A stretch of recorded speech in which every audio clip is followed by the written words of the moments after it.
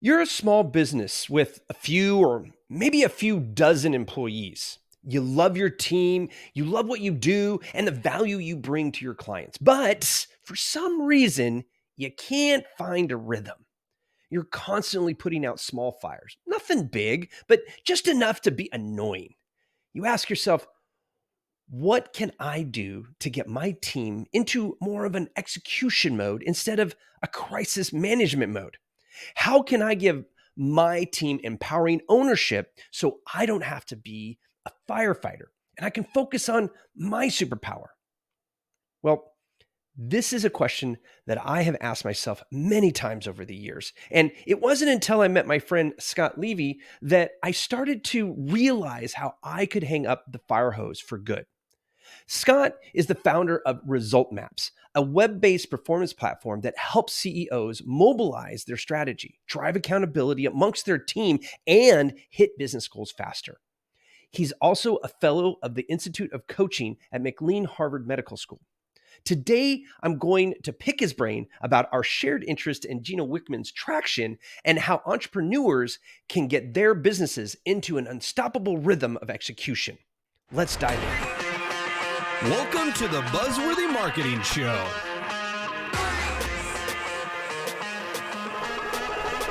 The one, the only Scott Levy. Thank you for coming to the show. It's a pleasure. So I want to dive right in because you are a wealth of knowledge when it comes to processes and your grasp of the EOS. Both of us share an affinity for Gino Wickman's traction and that kind of stuff. So in my introduction, I was talking about the fact that we get as CEOs we get caught being firefighters, right? And we're just always holding a hose, putting out little fires, and it's just almost to the point where like, how is it that nobody can just figure it out? Like we're like, you've been around for X amount of time, right? You've gotten I've got the documentation I think you should have. Why is it that we as CEOs can't seem to get out of the day-to-day minutia of our companies? I think a lot of it's because early on, the being able to do things for yourself and being self-reliant and coming up with ways around obstacles, that's rewards us, right? That's part of what gives us a business that gets to its first level of success. Mm-hmm. The challenge is the more we do that as the business grows, the less able we are to bring in other people. So now we're trying to take that self-reliance and add on more and more customers. And then we're start to play this game of like, how much pain can I take?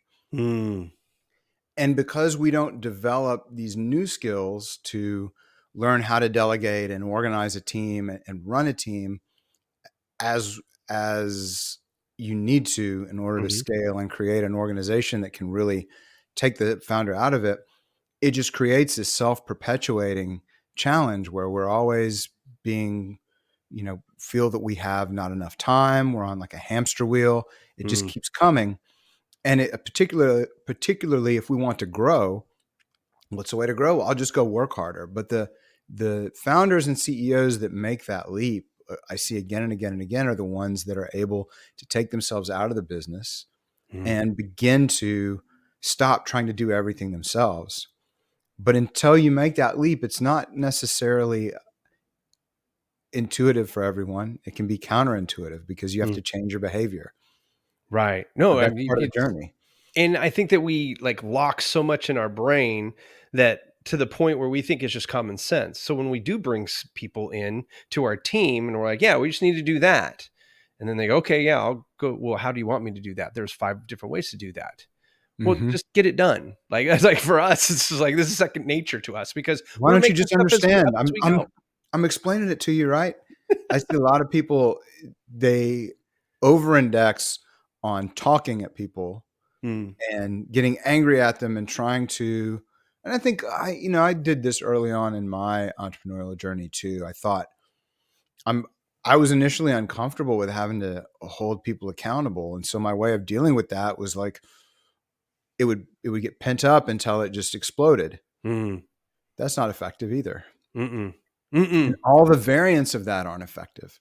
Right. Because it's not actually getting in there and creating clarity and visibility for your organization and helping people unleash their superpowers, which is what a great leader does. But it's Mm. not necessarily the skill that gets us to that first level of sustained revenue as an Right. entrepreneur. A lot of times that's our ingenuity, and we're finding ways to do things that nobody's ever thought of before, or Mm. some opportunity, and we're powering through. Mm-hmm. It's a different mindset to start building a business that doesn't require the founder to run it. Right. And then it comes to the point of like documenting, right? Because it's one thing to have one person, and like I liken this to my executive assistant that I brought in about, oh shoot, a year and a half, maybe 2 years ago now, a little over 2 years ago now. And at the beginning, it was like knew I needed to get things off my plate. I didn't know what I was going to get my off my plate. So I couldn't like document things before she got there. I needed to document things as we were going through.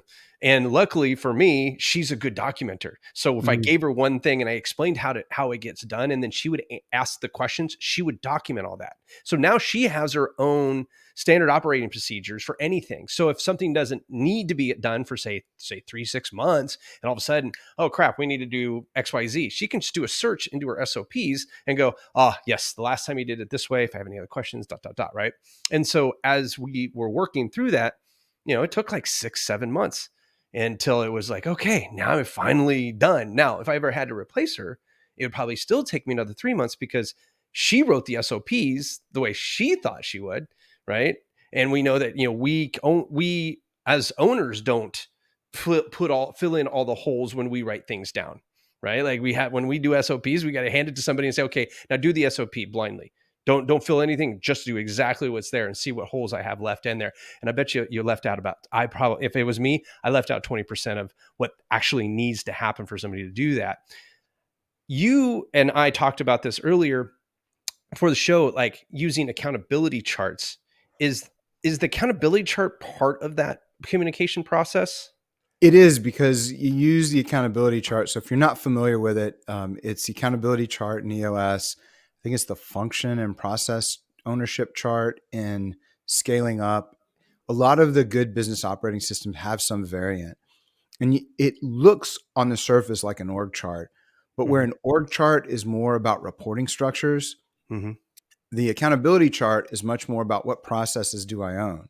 Mm-hmm. And those processes are best represented a lot of times with SOPs, like you mentioned, so that when I'm saying, hey, I'm going to hire in Scott as my integrator or my director or whatever Mm-hmm. role, Mm-hmm. um, I'm saying, look, this is the name of the seat you're in. Here are the processes I want you to own. And then, by the way, here are the numbers you're also responsible for. So now you're immediately creating some business clarity. Mm-hmm. And if you're a well-run organization, you're also going to be setting goals regularly to move the business forward and improve the business continually and evolve the business. And in EOS, those are with rocks.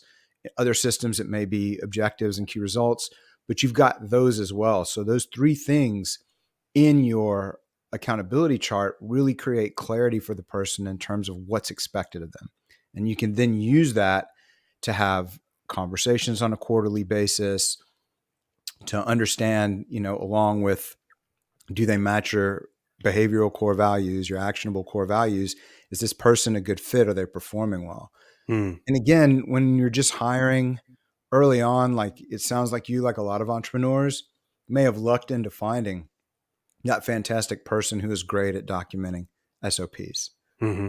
right? That you're fortunate, but we can't always be lucky like that. Sometimes the person that needs to be explained to them, hey, I need you to go ahead and do this so that we can build this business and not have it be you coming to me all the time with questions. Right. Yeah. No, I believe me. She is one of the last 10 that I've asked for those types of things for. Mhm. And it's amazing how much people, when they write it down, and when she started, she wasn't even that good at it. It's just the fact she would do it, right? You have Mhm. so many people who are like, yeah, I need you to write that down. And they haphazardly will maybe do it, but then whatever they do is completely just well, look this up, do this, no description of anything and no troubleshooting, nothing. Like there's no description here. And I think that we have to hold ourselves accountable to holding them accountable Mm-hmm. for that document, right? And it's like, hey, listen, if you disappear tomorrow and I had to do your job, is this enough? Right. And then actually maybe going through an SOP that they created and go, because I don't know about you, but I like to hire people that are better than me at other things, right? Like I surround myself with people. It's always the goal. It's Right, always the right. goal, And right? so it's like half the stuff that my employees do, I have no idea how to do it, right? So, but what happens when they get, they have to go to the hospital one day and then all of a sudden a client needs something that day and nobody else knows how to do it. Can I take a set of instructions and give it to myself or somebody else in the team, and can they follow it? 100%. And I Right? think, I've been fortunate to come up in the software world, but you'd be surprised. You would think that like you can just plug in different software developers into other people's code and everything goes great. I've never heard a software developer say, "Oh, that last guy's code was awesome." They never do that I because never. everybody likes to do it differently. But Yeah. but you use when you run well, and we do. And I had to develop this skill and experience because my teams for so many years were all remote. Even now, Mm-hmm. we're all in different places Mm-hmm. because after so many years of doing this, I'm not worried about whether somebody lives down the street or whether they live in the Philippines or India or South Africa or wherever. Mm-hmm. But it forced learning ways for us to have standard operating procedures that still allowed for flexibility and problem solving, but anybody knew they could jump into anyone else's code they'd written and know exactly how it was organized, know how to very quickly get up to speed in it. And I mean, like, hey, Mm-hmm. maybe there was a bug that got reported and we actually try to address a lot of bugs same day Right. when we can. We can't always, Right. but we always want that opportunity. And so somebody's got to be able to jump in and look at it. And we try to do that same exact thing in all the areas of our business as well. It doesn't have to be a grinding activity where you hire in an outside consultant, document all your processes, and then they go away and nobody's looking at them. As you say, it can be a living, breathing document that gets evolved. And one of the great questions I like to ask if something doesn't go as expected is, hey, is that one part of our checklist? Because we like checklists for our SOPs. Was that one part of Mm-hmm. our checklist? No. Should it be? Not saying Mm-hmm. it always should be. Or it just leads to much more constructive conversations when maybe an expectation wasn't met. Right. We use playbooks, so which are like pieces of an SOP. So like at one point I went through I think it was called Clockwork. Mike Michalowicz wrote a Yep. book called Clockwork, right? And he Great talks about system. documenting stuff, and Mhm. so it's like make videos and just have Google Sheets and spreadsheets, and like you have all these things. And it was like we went into some program, like Trainual, I think was what we used, and I Yeah, Gradual is really documented popular. everything because I had gone from a brick and mortar to a completely remote. Now my brick and mortar, we had a manual that was 2 inches thick and a big 2 inch thick binder, right? And then the employee handbook was about maybe 3/4 of an inch thick, right? And so it was like I had to take all of this knowledge and then say, okay, well, we're not doing some of it, so some of it's got to get thrown away. But then it's like, who's reading this at the remote level? So I finally decided it's like, hey, listen, we'll have like these are the procedures you do, but the playbooks are actually built into our project management system. So they just fire. So there's some playbooks that fire every month, fire every 2 weeks, fire Yep. when we bring on a new client, fire when we bring on a new employee, fire when we're offboarding a client, fire when we fire an employee. Like they're boom, boom, boom. And it's like there's the amount of time it should take. There's going to be the notes that you need, all of this stuff. And we're actually finding that to be really effective. And we have a small team of 8, right? We take care of over 100 companies every month. It's outstanding. Yeah, we've got those same features in result maps, and they are very powerful to have. They really Talk, let you talk to me a scale. little bit about like the result maps. What is that? So Result Maps is our software platform. It helps CEOs, founders, business owners scale to whatever their next level is, their next level goal, what they Okay. want to get out of their business. So typically they're using result maps because they either have an execution problem, they're trying to hit some new target of revenue and the business needs to adapt so that they don't start dropping customers and clients, Mm-hmm. or they're prepping the business so that either the CEO and leader can take themselves out of it, or they're getting ready for a sale. Mm. Very And cool. it helps take a business operating system like EOS and really get it into the organization faster, get it deeper into the organization, and give everybody the help they need communicating and collaborating that we really feel like software ought to do. That's one thing I think people miss. It's one thing to have a business operating system. It's another to get everybody to use it. And Mm. most of what we have seen that was out there that is out there currently amounts to sort of a checklist as to whether you've implemented the system, but it doesn't actually help you do work day to day. It Right. doesn't help that work fit into the system. Mm. So while we have checklists on whether you have implemented the system, how do we actually get your team using the business operating system to do real work day to day Right. versus making that a kind of a checklist activity that they don't really understand? Mm. And we really do focus on time to value. So using the lessons we learned, because I've had remote teams now since the early 2000s, Mm-hmm. we had developed this from the ground up around action and how we prioritize the action we take and make decisions and how those actions fit into larger outcomes. Mm-hmm. And that gives us the ability to help people adopt these things, remove a lot of the friction of changing, which is what you're Mm. usually asking a business to do. If you're trying to Right. grow, it's going to require change. Right. Very few businesses are ready to scale, because scaling is like you're building. You're building as you go. It isn't, Mm-hmm. oh, well, we press these 3 buttons and it just gets bigger. You have to adapt your operations. People have to change. And as I alluded to, I can't remember if it was in an earlier conversation or this one, as a CEO, at each level you go through of your business growth, you have to fundamentally change how you interact with your company and your people in order to get to the next level. Right. That comes up again and again and again when I'm working with CEOs, and I've talked to and worked with so many. The ones that have made that journey really change what they do, how they lead, the things they think about Mm-hmm. as they grow. And the ones that don't are the ones that are stuck in that firefighting mode at whatever level they're at. So I'm hearing like, so for the map software that you have, it really has an accountability piece to it. It has a reference piece to it.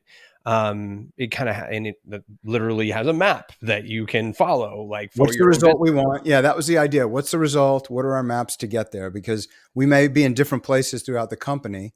Mm-hmm. So we may have many maps to get there, but we all need to get to the same result. And how small of a business could use something like that?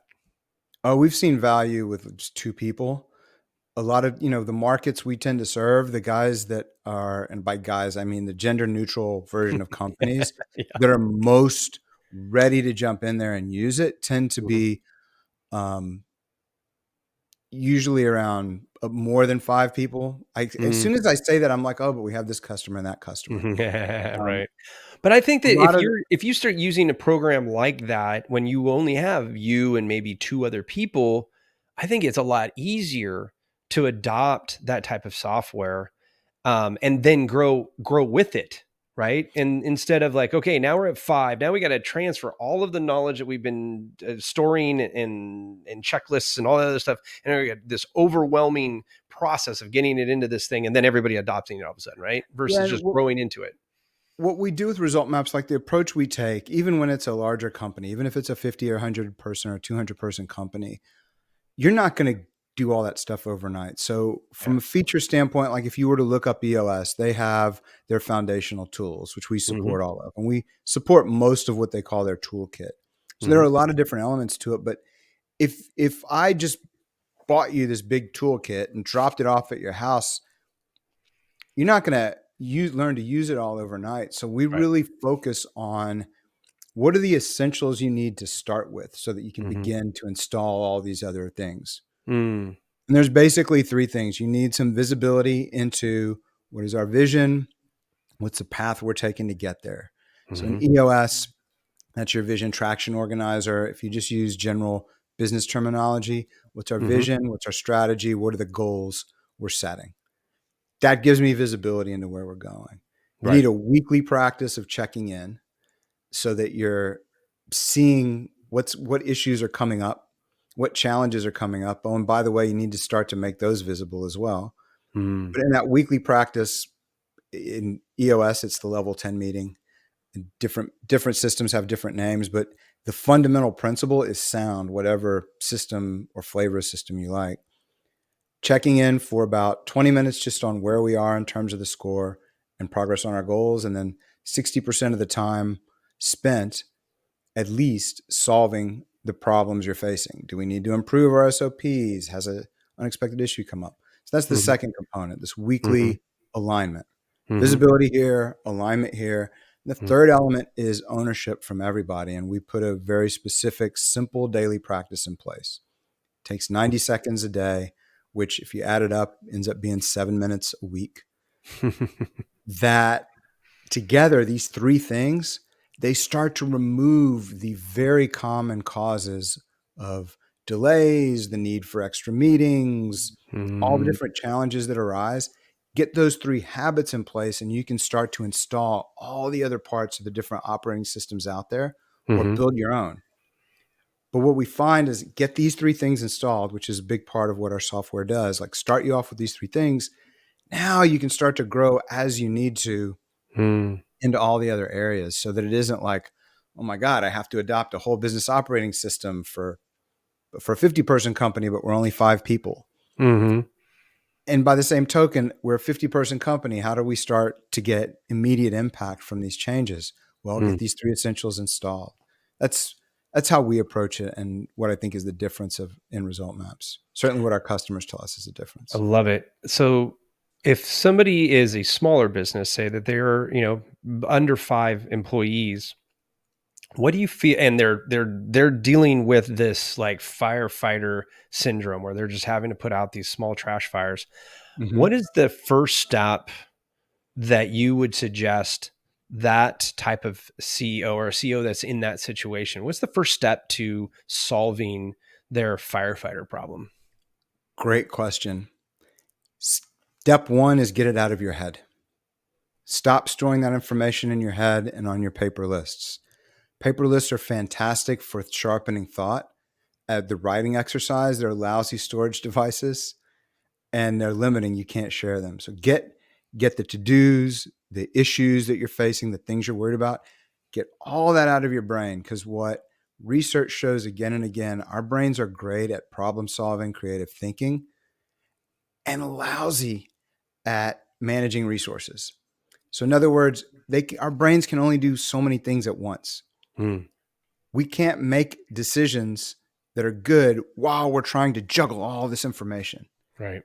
Get it out of your head into a system that makes it all visible for you. And now your brain is freed up to do what it does best, which is make decisions and Hmm. be creative and all those things. So yeah, step 1, we always have people, and if you're not using result maps, you use whatever system you want. But get it out of your head where it's documented, you can see it. So now you can at least look at the problem versus imagining the forms the problem might take. We don't realize how much our imaginations color our decision making. So that's step 1.